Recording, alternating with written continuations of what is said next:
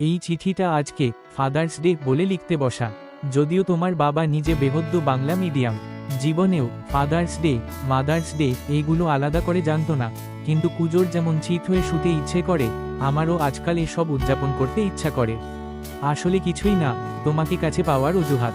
জানো সহজ, আমি আর তোমার মা তখন থেকে বন্ধু যখন তোমার মায়ের 14 বছর বয়স ছিল আর আমার 21। আমি তোমাকে আমার ভাগের সব কটা নদী, পাহাড়, জঙ্গল উত্তরাধিকার সূত্রে দিয়ে যাচ্ছি। বইমেলার ধুলো, কলেজ স্ট্রিটের ফুটপাথগুলোকেও পৈতৃক সম্পত্তি ভাবতে পারো এরপর থেকে। আর হ্যাঁ, তোমাকে দিয়ে দিলাম আমার একটা প্রচণ্ড অহংকারের জিনিস, আমার ভাষা বাংলা। হ্যাঁ, বাংলা ভাষা। আর শুধু সেই বাংলা ভাষা নয় যেটা আমরা দক্ষিণ কলকাতায় বলি। বাংলা তার সমস্ত উপভাষা, ডায়ালেক্ট নিয়ে যে প্রবল ঐশ্বর্যের অধিকারী, সেই সব ঐশ্বর্য তোমাকে দিয়ে দিলাম। সবই দিয়ে দিলাম, যা যা আমার।